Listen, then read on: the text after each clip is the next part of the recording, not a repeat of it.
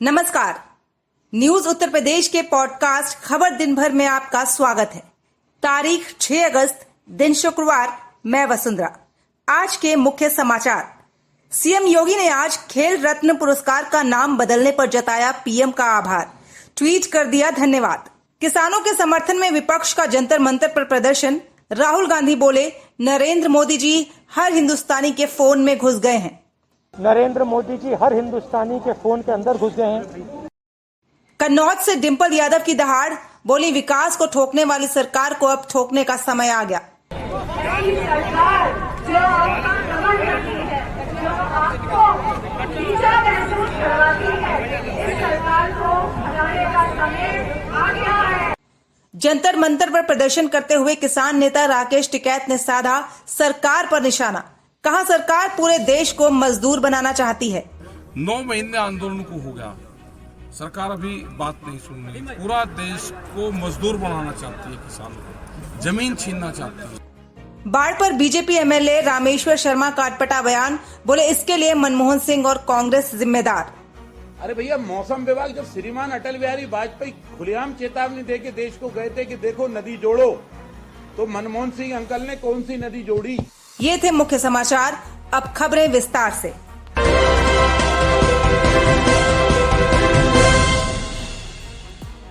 देश में खिलाड़ियों को दिया जाने वाला सबसे बड़ा सम्मान राजीव गांधी खेल रत्न पुरस्कार को लेकर मोदी सरकार ने शुक्रवार को बड़ा फैसला लिया। मोदी सरकार ने राजीव गांधी खेल रत्न पुरस्कार का नाम बदलकर मेजर ध्यानचंद के नाम पर कर दिया है। पीएम मोदी ने खुद ट्वीट कर इसकी जानकारी दी। खेल रत्न पुरस्कार को मेजर ध्यानचंद के नाम पर किए जाने को लेकर तमाम प्रतिक्रियाएं सामने आ रही हैं। यूपी के सीएम योगी आदित्यनाथ ने भी इसको लेकर अपनी प्रतिक्रिया दी है। योगी ने मोदी सरकार के इस फैसले का स्वागत किया है। उन्होंने ट्वीट कर कहा है कि उत्तर प्रदेश में जन्मे हॉकी के जादूगर मेजर ध्यानचंद जी के नाम पर खेल रत्न पुरस्कार का नामांकन असंख्य खेल प्रेमियों व संपूर्ण खेल जगत का सम्मान है। उत्तर प्रदेश की ओर से आपका हृदय से आभार आदरणीय प्रधानमंत्री जी। ये खेल प्रेमियों व खेल जगत का सम्मान है। इस खबर पर ज्यादा जानकारी दे रही हैं प्रिया। दरअसल राजीव गांधी अवार्ड को 1991-92 में शुरू किया गया था। तब इसका नाम देश के पूर्व प्रधानमंत्री राजीव गांधी के नाम पर रखा गया। इस अवार्ड की स्थापना का मुख्य उद्देश्य खेल के क्षेत्र में सराहना और जागरूकता फैलाना है। साथ ही खिलाड़ियों को सम्मानित कर उनकी प्रतिष्ठा बढ़ाना है, ताकि वो समाज में और ज्यादा सम्मान प्राप्त कर सके। हालांकि ऐसे में कांग्रेस ने भी बयान जारी किया है और कहा है कि सरकार के इस फैसले का हम सम्मान करते हैं और खेल रत्न अवार्ड मेजर ध्यानचंद के नाम पर करने का पूरा स्वागत करते हैं, लेकिन बदले में नरेंद्र मोदी स्टेडियम का भी नाम बदला जाए।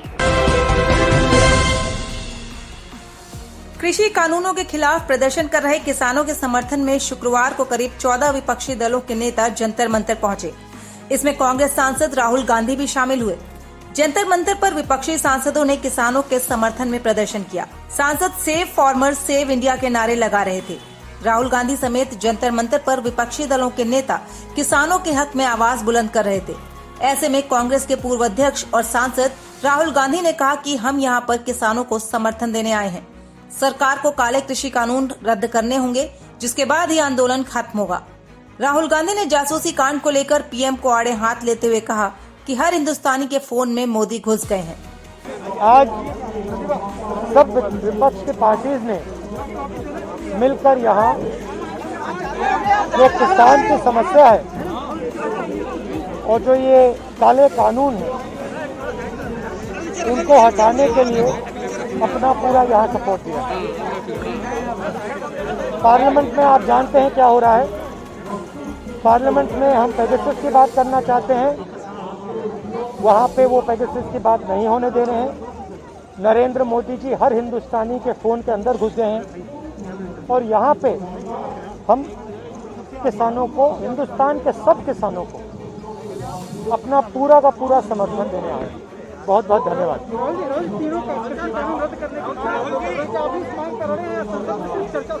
नहीं, चर्चा से कोई काम नहीं चलेगा। ये काले कानून है, इनको रद्द करना।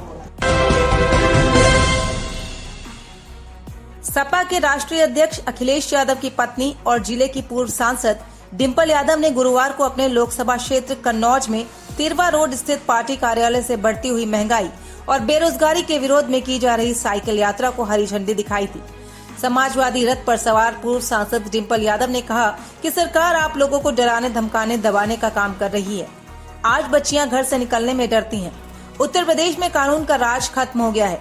सरकार केवल छिपाने का काम कर रही है। डिंपल का कहना था कि ये एक नाकाम सरकार है जो प्रदेश में ऑक्सीजन की व्यवस्था तक नहीं करा पाई, जिसकी वजह से न जाने कितने लोगों की मौत हो गई। उनका कहना था कि अब समय आ गया है कि इस सरकार को बदल दिया जाए। मेरा मानना है जो विकास कार्य, जो विकास अखिलेश यादव जी के समय में दिखा है, ऐसा विकास पूरे उत्तर प्रदेश में और पूरे प्रदेश में और पूरे देश में कहीं दिखा है। ऐसे लोग, ऐसी सोच है जो लोगों को बांटने का काम करती है, जो लोगों की भावनाओं के साथ खेलती है, जो देश की भावना पैदा करती है, भाई को भाई से लड़ाती है और जातियों को जातियों से लड़ती है।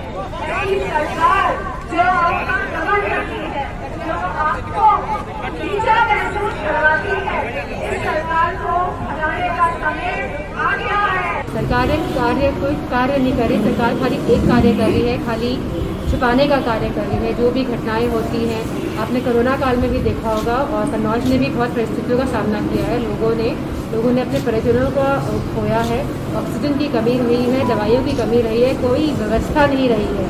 सरकार क्यों आती है? सरकार इसलिए आती है, जनता इसलिए चुनके भेजती है सरकारों को कि वो जनता के लिए काम करे, और मैं समझती हूँ भाजपा इस कार्य में नाकाम साबित है।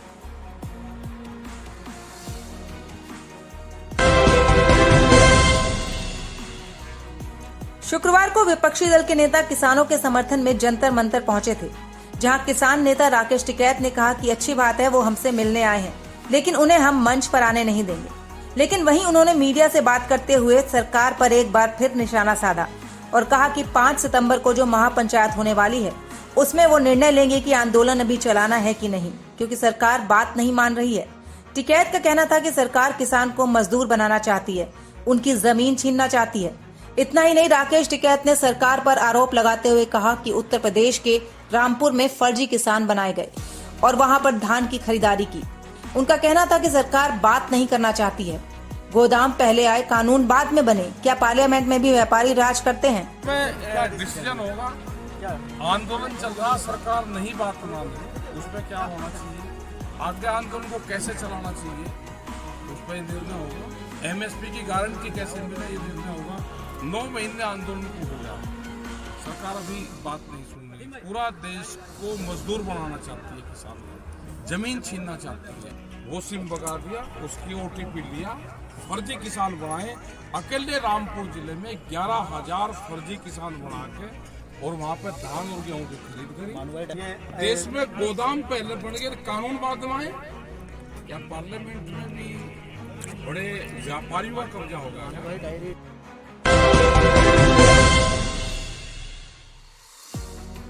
बारिश के बाद देश के विभिन्न हिस्सों में बाढ़ जैसे पनपे हालात को लेकर भारतीय जनता पार्टी के एक विधायक ने पूर्व प्रधानमंत्री मनमोहन सिंह और कांग्रेस को जिम्मेदार ठहराया है। बीजेपी विधायक रामेश्वर शर्मा ने ऐसे समय में अजीबोगरीब बयान दिया है। रामेश्वर शर्मा ने बयान देते हुए कहा कि कांग्रेस के कारण मध्य प्रदेश में बाढ़ आई है। रामेश्वर शर्मा ने तंज कसते हुए कहा कि दिवंगत पूर्व पीएम अटल बिहारी वाजपेयी ने कहा था कि नदियां जोड़ो, पर मनमोहन अंकल ने 10 साल तक कुछ किया ही नहीं।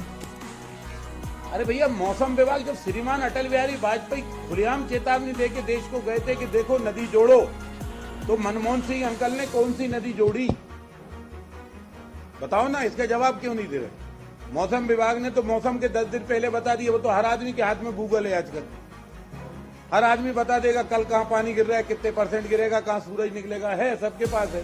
तो उससे कौन सी नई बात है? लेकिन हिंदुस्तान के प्रधानमंत्री श्रीमान अटल बिहारी वाजपेयी जी ने कहा था कि नदियां जोड़ो, नहीं तो कहीं पानी और कहीं सूखा, दोनों में देश परेशान होगा। आपके 10 साल मनमोहन अंकल रहे, कौन सी नदी जोड़ी, एक उदाहरण बता दो, बता दो। और इसलिए बाढ़ और ये त्रासदियों के अगर जिम्मेवार है तो कांग्रेस है, लेकिन भारतीय जनता पार्टी ने तय किया है कि आने वाले दिनों में हम 5-6 साल के अंदर ये सारी चीजों को इस तरह प्लान करेंगे कि आने वाले जो भयानक बाढ़ के कारण, सूखे के कारण जो परेशानी होती है, उसका समाधान निकाला जाए।